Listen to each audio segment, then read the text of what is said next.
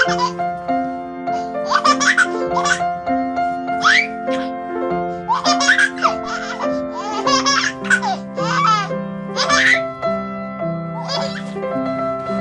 Friends, எல்லாருக்கும் வணக்கம். Welcome back to ஆரோக்பூ சேனல். இன்றைக்கி நம்ம வீடியோவில் ஒரு ப்ரெக்னன்சி கேர் பற்றி தான் பார்க்க போகிறோம்.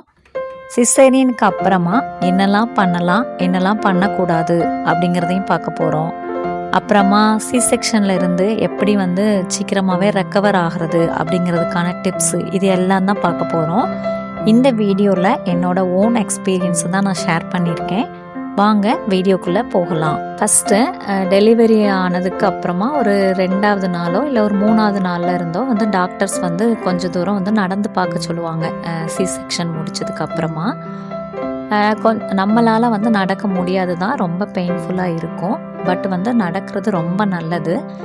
ஏன் நடக்க சொல்லுவாங்க அப்படின்னு பார்த்தீங்கன்னா, நம்ம வயிற்றில் எந்த கேஸும் ஃபார்ம் ஆகாமல் இருக்கணும், கேஸ் ஃபுல்லாக ஃபார்ம் ஆகாமல் இருக்கணும் அப்படிங்கிறதுக்காக நடக்க சொல்லுவாங்க. அடுத்ததாக பிளட்டு கிளாட் ஆகாமல் இருக்கணும், ஆப்ரேஷன் பண்ணதுனால பிளட்டு அங்கங்கே கிளாட் ஆகாமல் இருக்கணும் அப்படிங்கிறதுக்காக நடக்க சொல்லுவாங்க. அப்புறம் கான்ஸ்டிபேஷன் வராது, நம்ம கொஞ்சம் தூரம் நடந்து பார்க்குறதுனால கான்ஸ்டிபேஷன் வராது. நெக்ஸ்ட்டு நம்ம வீட்டுக்கு வந்துமே ஃபுல்லாக பெட் ரெஸ்ட் எடுக்காமல் கொஞ்சம் தூரம் நம்மளால் முடிஞ்ச அளவுக்கு வீட்டுக்குள்ளேயே ஒரு ரூமுக்குள்ளேயே ஒரு 5 மினிட்ஸ் ஃபஸ்ட்டு வாக் பண்ணலாம். அடுத்து ஒரு 3 or 4 days கழித்து ஒரு 10 மினிட்ஸ் ஜஸ்ட்டு அங்கேருந்து இங்கே வர மட்டும் வாக் பண்ணாலே போதும். அடுத்த பாயிண்ட்டு, ப்ரெஸ்ட் ஃபீட் பண்ணணும். குழந்தைங்களுக்கு நிறைய பேர் சி செக்ஷன் முடிச்சுட்டு பெயின் இருக்குது அப்படின்னு சொல்லிட்டு ஃபீட் பண்ணாமல் கொஞ்ச நாள் ப்ரெஸ்ட் ஃபீட் பண்ணாமல் விட்டுருவாங்க. அப்படிலாம் பண்ணாமல், நம்மளால் முடியாது தான், பெயின் இருக்கும். பட் அந்த டைமிங்கில் நம்ம பில்லோ யூஸ் பண்ணிக்கலாம். நம்ம நார்மலாக யூஸ் பண்ணுற பில்லோவே சின்ன பில்லோவை வச்சு அந்த பில்லோவுக்கு மேலே குழந்தைய வச்சு நம்ம ஃபீட் பண்ணலாம். இல்லை அப்படின்னாலும் ஆன்லைன் ஷாப்பிங்லே ஆகட்டும், இல்லை நிறைய ஷாப்லலாம் இப்போ ஃபீடிங் பில்லோனே அப்படின்னு சொல்லிட்டே இருக்குது. ஸோ அதை வாங்கி கூட நம்ம குழந்தைய அது மேலே வச்சு நம்ம ஃபீட் பண்ணலாம். இப்படி ஃபீட் பண்ணும் போது கவனிக்கக்கூடிய ஒரு விஷயம், குழந்தைங்க ஃபீட் எடுத்துகிட்டு இருக்கும் போதே யூரின் போயிடுவாங்க. அந்த மாதிரி போகும்போது நம்மளோட ட்ரெஸ்ஸை நம்ம கண்டிப்பாக சேஞ்ச் பண்ணிடணும். அடுத்ததாக அந்த ஸ்டிச்சிங் பார்ட்டையும் நம்ம நல்லா ஒரு காட்டன் துணியை வச்சு ஒத்தி எடுத்துடணும். அந்த ஸ்டிச்சிங் பண்ண அந்த இடம் எப்போதுமே ட்ரையாக தான் இருக்கணும். நம்ம யூரின் போயிட்டாங்க, ஜஸ்ட் அது காஞ்சிரும் அப்படின்னு சொல்லிட்டு நம்ம விட்டுட்டோம் அப்படின்னா அந்த ஸ்டிச்சிங் பண்ண இடத்துல இன்ஃபெக்ஷன் ஆகிறதுக்கு சான்ஸ் இருக்குது. ஸோ யூரின் குழந்தை ஃபீட் எடுத்துகிட்டு இருக்கும் போதே யூரின் போயிட்டாலோ இல்லை மோஷன் போயிட்டாலோ நம்மளோட ட்ரெஸ்ஸை நம்ம சேஞ்ச் பண்ணிடணும். நெக்ஸ்ட் பாயிண்ட் நல்லா ரெஸ்ட் எடுக்கணும். முடிஞ்ச அளவுக்கு ஒரு 30 டேஸாவது நல்லா ஃபுல்லாக ரெஸ்ட் எடுத்தாலே போதும். ரெஸ்ட் எடுக்கிறது அப்படிங்கிறது குழந்தை தூங்குகிற டைமிங்கில் நம்மளும் தூங்கிக்கலாம், ரெஸ்ட் எடுத்துக்கலாம். ஏன் அப்படின்னா அந்த பேக் போனில் அந்த அனஸ்தெஸ்தியா கொடுத்து அந்த இன்ஜெக்ஷன் கொடுத்ததுனால பேக் பெயின் நம்ம நினைக்கலாம் எந்த பெயினும் இல்லை, ஸ்டிச்சிங் இடத்துலலாம் பெயின் இல்லை, நம்ம சரியாயிட்டோம் அப்படின்னு நம்ம நினைக்கலாம். பட் அந்த பேக் போனில் போட்ட அந்த இன்ஜெக்ஷனோட பெயின் இருந்துகிட்டே இருக்கும். ஸோ அது நமக்கு இப்போ தெரியாது. அதனால ஒரு 30 டேஸாவது நம்ம நல்லா ஃபுல் ரெஸ்ட் எடுக்கணும், பெட் ரெஸ்ட் எடுக்கணும். ஒரு 5 மினிட்ஸ் ஒரு 10 மினிட்ஸ் ஜஸ்ட்டு வாக் போய்க்கலாம். அப்புறமா ஒரு 1 month கழித்து குழந்தைங்களுக்கு உண்டான சின்ன சின்ன வேலைகளை கூட நம்ம பண்ணிக்கலாம். அடுத்த பாயிண்ட்டு, இருமலோ தும்மலோ வந்தது அப்படின்னா நம்ம ஸ்டிச் பண்ண இடத்த பிடிச்சிக்கிட்டு அப்புறமா இருமலோ தும்மலோ விடலாம். மேக்ஸிமம் டாக்டர்ஸே ஒரு 15 டேஸ்க்கு மெடிசின்ஸ் கொடுத்துருப்பாங்க. அந்த மெடிசின்ஸ் நம்ம எடுத்துக்கும் போதே தும்மல்லாம் வராது. அப்படியே வந்தது அப்படின்னாலும் நம்ம அந்த ஸ்டிச்சிங் பார்ட்டை பிடிச்சிட்டு தும்மலாம். இருமல், சளி, கோல்டுலாம் பிடிக்காமல் பார்த்துக்கலாம். இந்த டைமிங்கில் கோல்டு பிடிக்காமல் பார்த்துக்கலாம். அடுத்து ரொம்ப ரொம்ப முக்கியமான பாயிண்ட்டு, டெலிவரி முடிஞ்சதுக்கு அப்புறமா ஒரு நாள் விட்டுட்டு 2வது நாளில் இருந்து நம்ம படுத்திருக்கும் போது, தூங்கும் போதோ இல்லை சும்மா படுத்திருக்கும் போதோ நம்மளோட ஒரு காலுக்கு மேலே இன்னொரு காலை நம்ம தூக்கி போட்டு படுத்திருக்கணும் இல்லை தூங்கணும். இல்லை நம்ம வந்து நார்மலாக படுத்திருக்கோம் அப்படின்னா நம்ம யூட்ரஸ்குள்ளே வந்து ஃபுல்லாக கேஸ் ஃபார்ம் ஆயிரும், காற்று உள்ளே போயிடும், வயிறு வந்து ரொம்ப பெருசாயிரும், தொப்பை போட்டுரும். இந்த மாதிரி விஷயங்கள்லாம் இருக்கிறதுனால ஒரு காலுக்கு மேலே ஒரு காலை வந்து நம்ம தூக்கி போட்டு படுக்கிறது நல்லது. படுக்க முடியாது தான், ரொம்ப பெயினாக தான் இருக்கும். நம்மளால் முடியலனாலும் நம்ம கூட இருக்கிறவங்கள அந்த ஒரு காலுக்கு மேலே மெதுவாக இன்னொரு காலை வந்து போட்டு நம்ம படுக்கிறது நல்லது. நெக்ஸ்ட்டு பாயிண்ட்டு ஃபுட்டுன்னு பார்த்தோம் அப்படின்னா, ஃபுட்டுக்கான வீடியோ வந்து நம்ம ஆல்ரெடி அப்லோட் பண்ணியிருக்கோம். அதோட லிங்க்கை வந்து நான் டிஸ்கிரிப்ஷனில் கொடுக்கேன். நீங்கள் பார்க்கலன்னா போய் செக் பண்ணிக்கோங்க. நிறைய வந்து தண்ணி குடிக்கலாம்.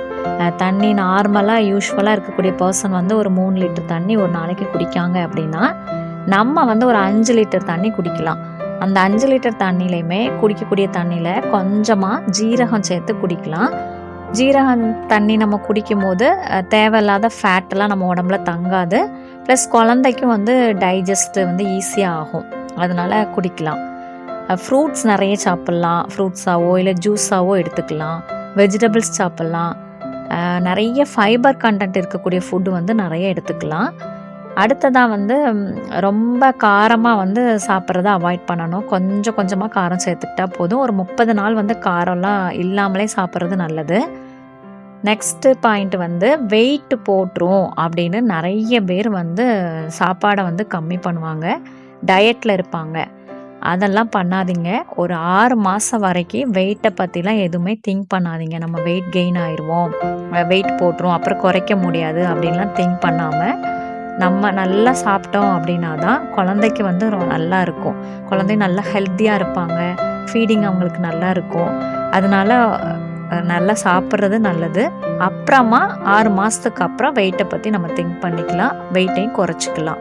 நெக்ஸ்ட்டு அந்த ஸ்டிச் பண்ண இடத்த, அந்த ஸ்டிச்சிங் பார்ட்டை எப்படி க்ளீன் பண்ணணும் அப்படின்னு பார்த்தோம் அப்படின்னா, டைரெக்டாக சோப்பை வச்சு அந்த இடத்துல போய் தேய்ச்சி பண்ணக்கூடாது. சோப்பு நுரை நம்ம கையில் வந்து சோப்பை தேய்ச்சி அந்த நுரையை எடுத்து அந்த ஸ்டிச் பண்ண பார்ட்டில் ஹரிசாண்டலாக தான் வந்து தேய்க்கணும். வெர்டிக்கலாக தேய்க்கக்கூடாது. மேலேயும் கீழேயும் பண்ணக்கூடாது.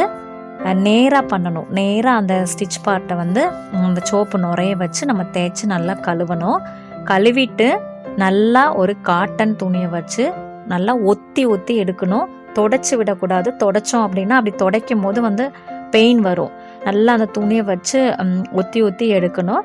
அப்புறமா கொஞ்ச நாளைக்கு வந்து டாக்டர்ஸ் வந்து ஏதாவது ஆயின்மெண்ட் கொடுத்துருப்பாங்க, இல்லை ஏதாவது பவுட்ரு கொடுத்துருப்பாங்க. அதை கொஞ்ச நாளைக்கு நம்ம அதிலே போட்டுகிட்டே வரலாம். இந்த மாதிரி தான் அந்த ஸ்டிச் பண்ண பார்ட்டை வந்து நம்ம ரொம்ப கேர்ஃபுல்லாக வந்து பார்த்துக்கணும். அதே நேரத்தில் அந்த ஸ்டிச்சிங் பார்ட்டை வந்து ரொம்ப ட்ரையாக தான் வச்சுக்கணும். நம்ம எப்போதுமே ட்ரையாக தான் இருக்கணும். லைட்டாக கூட அந்த இடத்துல வந்து தண்ணிலாம் பட்டிருக்கக்கூடாது. எப்போதுமே அந்த இடத்த வந்து காட்டன் துணியை வச்சு நல்லா ஒத்தி ஒத்தி எடுத்து ட்ரையாக வச்சுக்கணும். நெக்ஸ்ட்டு என்னென்னலாம் பண்ணக்கூடாது அப்படின்னு பார்ப்போம். வெயிட்டான பொருள் எதையுமே தூக்கக்கூடாது. ஒரு 6 மாதம் இல்லை ஒரு 1 இயர் வரைக்கும் வெயிட்டான திங்ஸ் எதையுமே தூக்கக்கூடாது. வெயிட் லாஸ் பண்ணணும் அப்படின்னு சொல்லிட்டு எந்த ஒரு எக்ஸசைஸும் ஒரு 6 மாதம் வரைக்கும் பண்ண வேண்டாம். 6 மாதத்துக்கு அப்புறமா சிம்பிளான எக்ஸசைஸ் வந்து பண்ணிக்கலாம். பட் வாக்கிங் வந்து டெய்லியுமே நம்ம வீட்டுக்குள்ளேயே கொஞ்சம் தூரம் வந்து நடந்துக்கலாம். நெக்ஸ்ட்டு ஏன் நமக்கு செக்ஷன் ஆச்சு, ஏன் நார்மல் டெலிவரி ஆகலை அப்படின்னு சொல்லிட்டுலாம் ரொம்ப ஃபீல் பண்ணிட்டு இருக்கக்கூடாது. அப்படி ஃபீல் பண்ணும்போது நம்ம டிப்ரெஷன் ஆகும். டிப்ரெஷன் ஆச்சு அப்படின்னா ஃபீடிங் வந்து கம்மியாகும். ஸோ குழந்தைங்களுக்கு வந்து ஃபீடிங் பத்தாது. டெலிவரிங்கிறது ஒரு பெரிய டாஸ்க்கு. அதில் வந்து நார்மலோ இல்லை செக்ஷனோ எது மூலமாகவோ வந்து குழந்தை வந்து வெளியில் வந்துடுச்சு. ஸோ குழந்தை வந்து நல்லா ஹெல்த்தியாக இருக்காங்க. அதனால் நம்ம வந்து ஏன் செக்ஷன் ஆச்சு, நார்மல் டெலிவரி ஆகலை அப்படின்லாம் ஃபீல் பண்ண வேண்டியதில்லை. குழந்தை நல்லபடியாக பிறந்துருச்சு.